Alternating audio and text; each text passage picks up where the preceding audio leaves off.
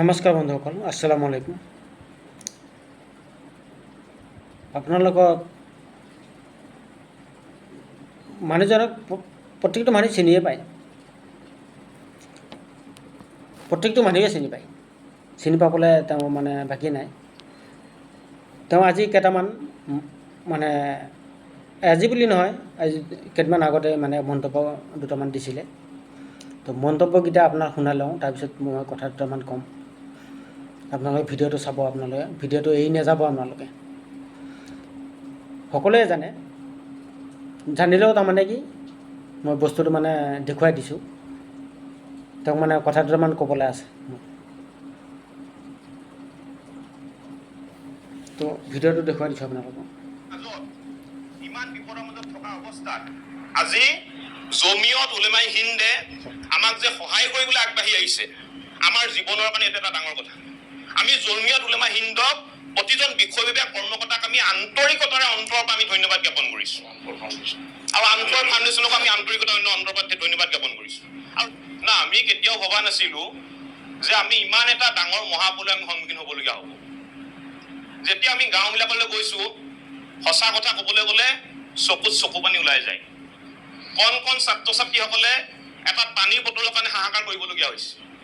মই কালি আপোনাৰ যিসমূহ ঠাইত কালি মই ঘূৰিলোঁ, এনে কিছুমান ঠাইত পাইছোঁগৈ। মই সৰু সৰু ছোৱালীয়ে মোৰ চলাই সুধিছে যে দাদা বিস্কুট পেকেট এটা খাবলৈ দিব নেকি?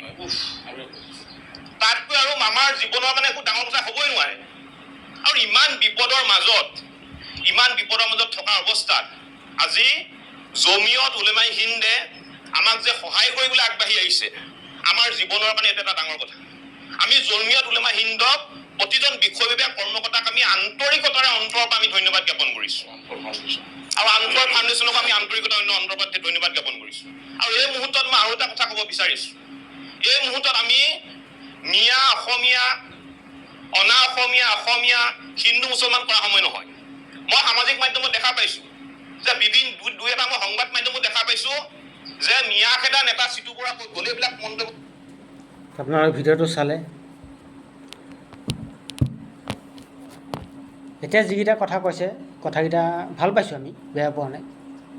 কথাকেইটা মানে বহুত ভাল পাইছোঁ আমি, মানে অন্তৰৰ পৰা মানে কৈছোঁ কথাকেইটা। বহুত ভাল লাগিছে কথাকেইটা এতিয়া। কাৰণ আপোনালোকে চিন্তা কৰি চাওক, আমাক একতা কৰি থৈ গ'ল এক জুবিন দাই, হিন্দু মুছলিম নকৰি পেলাই। তেওঁ কৈছিলে যে মোৰ কোনো জাতি নাই, মোৰ কোনো ধৰ্ম নাই। সেইটো চবেই দেখিছে। কিন্তু এওঁ এতিয়া যিকেইটা কথা ক'লে, এইকেইটা মোৰ পচন্দ লাগিছে কথাকেইটা, খুব পচন্দ হৈছে এই কথাকেইটা। কিন্তু মাজতে অলপ দিন আগতে আপোনালোকে দেখিছিলে আমাৰ প্ৰগতিৰ ওচৰত এটা ল'ৰা, মিয়া ল'ৰা এটাক মানে যিটো ব্যৱহাৰ কৰিছিলে, মানে ভাবিব নোৱাৰা ব্যৱহাৰ কৰিছিলে। সেই ল'ৰাটোৱে এটা ডেম খুলিছিলে, ডেম্পত মানে বস্তুবিলাক মানে হেৰি কৰিছিলে, আৰু বেলেগৰ মাটি এডোখৰ ভাড়া লৈ পেলাই মানে ডেম খুলিছিলে।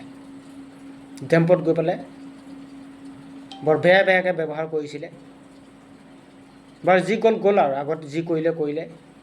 এতিয়া যাতে তেওঁ তেনেকুৱা ব্যৱহাৰ যাতে আৰু নকৰে, দ্বিতীয়বাৰলৈকে তেওঁক মানে অনুৰোধ কৰিছোঁ, আপুনি এইভাগে যেনেকৈ ভাতৃত্ববোধ হিচাপত মানে কথাবিলাক কৈছে, মানে সেই হিচাপতে যাতে আপোনালোকে চলে, সেয়ে আমাৰ অনুৰোধ। আগত যি কৰিলে, আগত কিন্তু বহুত অত্যাচাৰ কৰিলে, বহুত মিয়াক মাৰিলেও, বহুত মিয়াক মানে অত্যাচাৰো কৰিলে। তো সেইবিলাক আমি পাহৰি গৈছোঁ। কাৰণ আমি বিচাৰোঁ সকলোৱে মিলি থকাটো। হিন্দু মুছলিম মিয়া কোনো ধুনীয়া জনগোষ্ঠী মানে ইয়াত আছে, প্ৰত্যেকটো জনগোষ্ঠী ইয়াত আছে।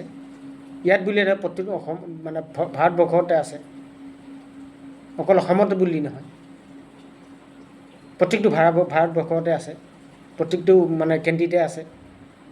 হিন্দু মুছলিম শিখ ইছাই প্ৰত্যেকটো জনগোষ্ঠী আছে।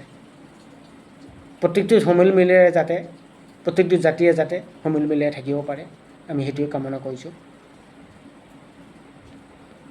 তো আপোনালোকে ভিডিঅ'টো যিমান পাৰে চাব আৰু শ্বেয়াৰ কৰিব যাতে চিতু বৰুৱাৰ ওচৰতো ভিডিঅ'টো গৈ পায় চিতু বৰুৱাই যাতে চাব পাৰে যে আমি মানে ভাই ভাই হিচাপতে জীয়াই থাকিবলৈ বিচাৰোঁ আমি হিন্দু মুছলিমৰ কোনো কথা নাহে ইয়াত ভাই ভাইহঁতে হিচাপে যদি আমি জীয়াই থাকিব পাৰোঁ সেইটোৱে আমাক লাগে বাকী একো নালাগে আমাক জয় অসম